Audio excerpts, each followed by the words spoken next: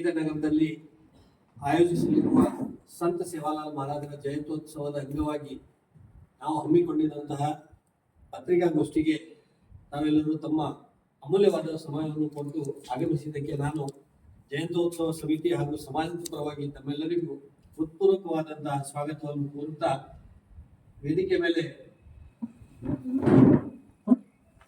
ಆಸಕ್ತರಿದ್ದವರನ್ನೆಲ್ಲ ಪರಿಚಯ ಮೊದಲಿಗೆ ನಮ್ಮ ಗುರುಗಳಾದ ಸೇವಾನಗರದ ಶ್ರೀ ಗೋವಿಂದರಾವ್ ಮಹಾರಾಜರು, ತದನಂತರ ಜಯಂತ್ಯೋತ್ಸವ ಸಮಿತಿಯ ಗೌರವಾಧ್ಯಕ್ಷರಾದಂಥ ಮಾಣಿಕ್ ಪವಾರ್ ಅವರು, ಈ ವರ್ಷದ 287ನೇ ಸಂತ ಸೇವಾಲಾಲ್ ಮಹಾರಾಜರ ಜಯಂತ್ಯೋತ್ಸವದ ಸಮಿತಿಯ ಅಧ್ಯಕ್ಷರಾದಂತಹ ಶ್ರೀ ಗಿರಿಶೆಟ್ಟಿ ರಾಠೋಡ್ ಅವರು,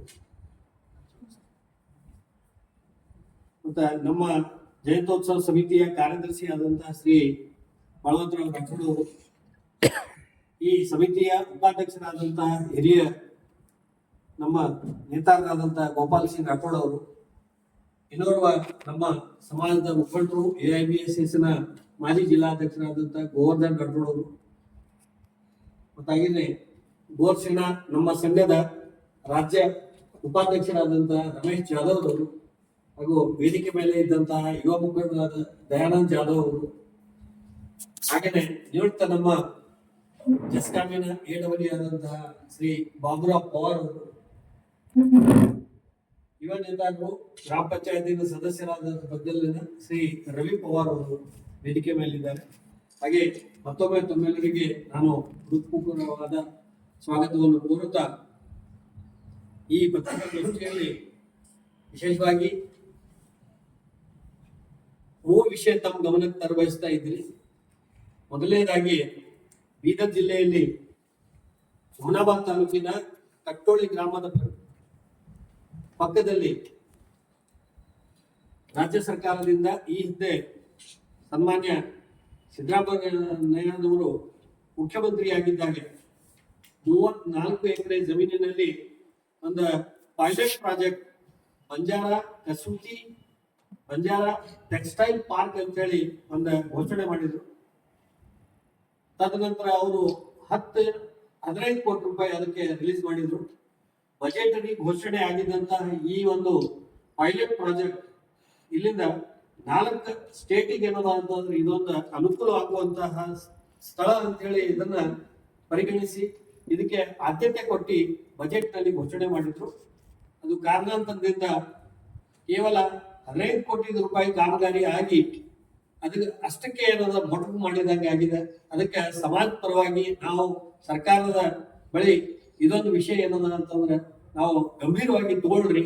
ಬರೋ ಬಜೆಟ್ ನಲ್ಲಿ ಆ 200 ಕೋಟಿ ರೂಪಾಯಿ ಪ್ರಾಜೆಕ್ಟ್ ಏನಿದೆ ಸಿದ್ದರಾಮಯ್ಯ ಅವರ ಕನಸಿನ ಕೂಸಾದಂತಹ ಬಂಜಾರ ಸಮಾಜದ ಏಳಿಗೆಗಾಗಿ ಮಾಡುವಂತಹ ಒಂದು ವಿಶೇಷ ಆದ್ಯತೆಯ ಕಾರ್ಯಕ್ರಮಕ್ಕೆ ಅವರು ಮತ್ತೊಮ್ಮೆ ಇದನ್ನ ಮರುಪರಿಶೀಲನೆ ಮಾಡಿ ಈ ಬಜೆಟ್ ನಲ್ಲಿ ಹಣ ಬಿಡುಗಡೆ ಮಾಡಬೇಕಂತ ಹೇಳಿ ನಾವು ತಮ್ಮ ಮುಖಾಂತರ ಮನವಿ ಮಾಡ್ತಾ ಇದ್ದೀವಿ. ಜೊತೆಯಾಗಿ ಸನ್ಮಾನ್ಯ ಮುಖ್ಯಮಂತ್ರಿಗಳು ಅನೇಕ ತಾಂಡಗಳಿಗೆ ವಿಶೇಷವಾಗಿ ಬಂಜಾರ ತಾಂಡ, ಹಟ್ಟಿ, ಗೊಲ್ಲರಹಟ್ಟಿ, ವಾಡಿ ಇವುಗಳಿಗೆ ಕಂದಾಯ ಗ್ರಾಮಗಳನ್ನಾಗಿ ಪರಿವರ್ತನೆ ಮಾಡಿದ್ದಾರೆ. ಕಳೆದ 6 ವರ್ಷದ ಹಿಂದೆ ನಾವು ಬೀದರ್ ಜಿಲ್ಲೆಯಿಂದ ರಾಜ್ಯದಲ್ಲಿಯೇ ಎಲ್ಲಕ್ಕಿಂತ ಹೆಚ್ಚಿನ ಸಂಖ್ಯೆಯಲ್ಲಿ ತಾಂಡಗಳ ಎಲಿಜಿಬಿಲಿಟಿ ಕಂದಾಯ ಗ್ರಾಮಗಳಾಗುವ ಎಲಿಜಿಬಿಲಿಟಿ ಹೊಂದಿರತಕ್ಕಂಥ ಬೀದರ್ ಜಿಲ್ಲೆಯ 93 ತಾಂಡಗಳ ಪಟ್ಟಿಯನ್ನು ರಾಜ್ಯ ಸರ್ಕಾರದ ಸಮ್ಮುಖದಲ್ಲಿತ್ತು.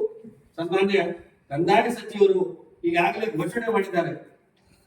ಎಲ್ಲಾ ತಾಂಡಗಳಿಗೆ ಎಲಿಜಿಬಲ್ ಇದ್ದಂತಹ ಎಲ್ಲಾ ತಾಂಡಗಳಿಗೆ 250 ಜನಸಂಖ್ಯೆ ಉಳ್ಳ ತಾಂಡಗಳಿಗೆ ಕಂದಾಯ ಗ್ರಾಮಗಳನ್ನಾಗಿ ಮಾಡಬೇಕಂತ ಹೇಳಿ ನಾವು ಆ ವಿಷಯದಲ್ಲಿ ಸರ್ಕಾರಕ್ಕೆ ಮತ್ತೊಮ್ಮೆ ಮನವಿಯನ್ನು ಮಾಡ್ತಾ ಇದ್ದೀವಿ. ಕಂದಾಯ ಗ್ರಾಮಗಳನ್ನಾಗಿ ತಾಂಡಗಳಿಗೆ ಏನು ಆದ್ಯತೆ ಕೊಡ್ತಾ ಇದ್ರಿ, ಗ್ರಾಮ ಪಂಚಾಯತ್ ಚುನಾವಣೆ ಆಗೋಕ್ಕಿಂತ ಮುಂಚೆ ಆ ತಾಂಡಗಳಿಗೆ ಗ್ರಾಮಗಳನ್ನಾಗಿ ಪರಿವರ್ತನೆ ಮಾಡಿದ ನಂತರ ಇದನ್ನ ನಾವು ಎಲೆಕ್ಷನ್ ಮಾಡಿಸ್ರಿ ಅಂತ ನಾನು ತಮ್ಮ ಮುಖಾಂತರ ಇದು 2ನೇ ಮನವಿ ಮಾಡ್ತಾ, 3ನೇದು ತಮ್ಗೆ ಗೊತ್ತಿದ್ದಾಗಿದೆ ಬೀದರ್ ಜಿಲ್ಲೆಯ ಇತಿಹಾಸದಲ್ಲಿ ನಾವು ಕಳೆದ ಸುಮಾರು 25 ವರ್ಷದಿಂದ ಸರ್ಕಾರ ಘೋಷಣೆ ಆಗೋಕಿನ ಮುಂಚಿತವಾಗಿ ನಾವು ಬೀದರ್ ಜಿಲ್ಲಾ ಎಲ್ಲ ತಾಂಡಗಳಲ್ಲಿ ಹಾಗೂ ಎಲ್ಲ ನಗರ ಪ್ರದೇಶಗಳಲ್ಲಿ ಫೆಬ್ರವರಿ 15ನೇ ತಾರೀಕಿಗೆ ನಮ್ಮ ಸಮಾಜದ ಆರಾಧ್ಯ ದೇವ, ಪವಾಡ ಪುರುಷ, ಸೋಷಿಯಲ್ ರಿಫಾರ್ಮರ್, ನಮ್ಮ ಸಮಾಜದ ಪರಿವರ್ತನೆಯ ಹರಿಕಾರ ಆಗಿರ್ತಕ್ಕಂತಹ ಸಂತ ಸೇವಾಲಾಲ್ ಮಹಾರಾಜರ 287ನೇ ಜಯಂತ್ಯೋತ್ಸವವನ್ನು ಅದ್ದೂರಿಯಾಗಿ ಮಾಡಲು ನಿಶ್ಚಯಿಸಿದ್ದೇವೆ. ಹಾಗೆ ಆ ಎಲ್ಲ ಪ್ರಿಪರೇಷನ್ ನಾವು ಮಾಡ್ತಾ ಇದ್ದೀವಿ.